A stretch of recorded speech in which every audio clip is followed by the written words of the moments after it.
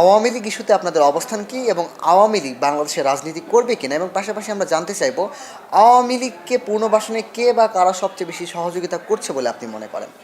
কথা হচ্ছে এরকম একটা স্বৈরাচার দেশটাকে প্রায় ধ্বংস করে দিয়ে গেছে, তারা এসে আবার এখানে রাজনীতি করবে এবং শেখ হাসিনার মন মানসিকতা নিয়ে এটা জনগণ চায় না, আমরাও চাই না। সুতরাং যে অপরাধ করেছেন সেই অপরাধের আগে বিচার হোক, রাজনৈতিক দলকে অপরাধী হিসাবেও বিচার করতে হবে এবং এই আওয়ামী লীগকে যারা ক্ষমতায় রাখার জন্য সমস্ত রকমের অপকর্ম দুঃশাসন করেছে তাদেরও বিচার করতে হবে। সুতরাং এই বিচার কাজটা দ্রুততম সময়ে করা দরকার। আমরা দেখছি সেখানেও একটু সময় নিচ্ছে। হ্যাঁ, একটা মামলারও এখনও চার্জশিট হয় নাই। সুতরাং আমরা চাইব বিচারগুলো যেই অবস্থায় আছে দ্রুততম সময়ে চার্জশিটটা হোক, সেখানে ইনভেস্টিগেশন টিম এবং প্রসিকিউশন তারা যেন আন্তরিকভাবে কাজ করে, তা না হলে জনগণ হতাশ হবে। শুধু ক্ষমতার থেকে তাকে ফেলে দিলাম, তারা সব পালিয়ে গেল, এইটাই শেষ কথা না।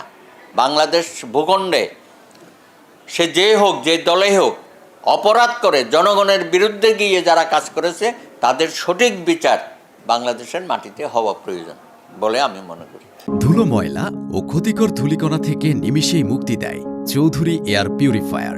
এর শক্তিশালী সাকশন ঘরের কোনায় কোনায় লুকিয়ে থাকা সকল ধুলা টেনে ফিল্টার করে এবং বের করে আনে নির্মল ও স্বাস্থ্যকর হাওয়া। ছাত্ররা নতুন রাজনৈতিক দল করছে, অনেকেই বলছে ক্ষমতায় থেকে রাজনৈতিক দল গঠন করা হচ্ছে। এই বিষয়টিকে আপনারা কিভাবে দেখছেন? না, সেটা পুরোপুরি তো দৃশ্যমান হয়ে গেছে। কারণ বিশেষ করে প্রধান উপদেষ্টা যখন বলেন ছাত্ররা একটা দল করবে, এই কথাটা বলা তো ওনার সমীচীন হয় নাই। আর এখন যারা ছাত্র উপদেষ্টা আছে তারা নাকি এই দলের সাথে সম্পৃক্ত এবং ওখান থেকে ওনারা পদত্যাগ করে দলের সম্পৃক্ত হবেন বা সভাপতি সম্পাদক হবেন। তো এটা নিয়ে এত নাটক করার কী আছে? আপনারা দল করবেন, দল করে ওখান থেকে ছেড়ে চলে আসেন, করেন, অথবা ওখানে থেকেও করেন, আপত্তি কী? দল করতে কোনো আপত্তি নেই।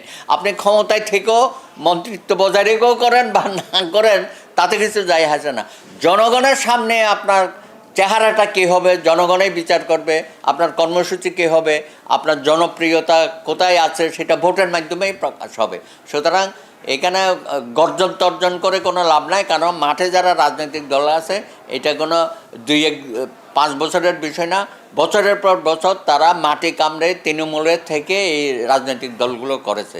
সুতরাং তার পাশাপাশি যদি আরেকটি রাজনৈতিক দল বাংলাদেশে তৈরি হয়, ইতিমধ্যে আমি শুনেছি গত 6 মাসে 16টা নতুন রাজনৈতিক দলের আবির্ভূত হয়েছে। সুতরাং আপনি 16-র সাথে যদি আরেকটা বাড়াইতে চান 17টা হবে, তাতে আপত্তি কিছু নাই।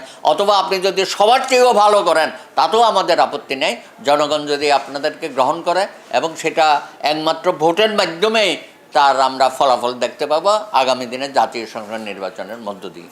অনেকেই কিন্তু আনুপাতিক হারে নির্বাচনের কথা বলছে, সেই ক্ষেত্রে আপনাদের অবস্থান কি থাকবে? না, সেটার ব্যাপারে আমরা একমত না, কারণ আনুপাতিক হারে ভোট হওয়ার এখন কোনো অবস্থান বাংলাদেশে নাই। আর সেরকম বিষয়গুলো আপনি আগামী দিনে সংসদের উপর ছেড়ে দেন। দ্বিকক্ষ বিশিষ্ট হবে না এককক্ষ বিশিষ্ট হবে সেটাও ছেড়ে দেন। অনেকগুলো বিষয় আছে, সেগুলো সংসদেই ডিসাইড করবে। আপনি অর্ডিন্যান্স জারি করে এই রাষ্ট্রের মূল বিষয়গুলো আপনি করতে পারবেন না। আমাদের দ্বিমত আছে এই বিষয়ে। ধন্যবাদ আপনাকে ভিউডি বাংলার সাথে সময় দেওয়ার জন্য।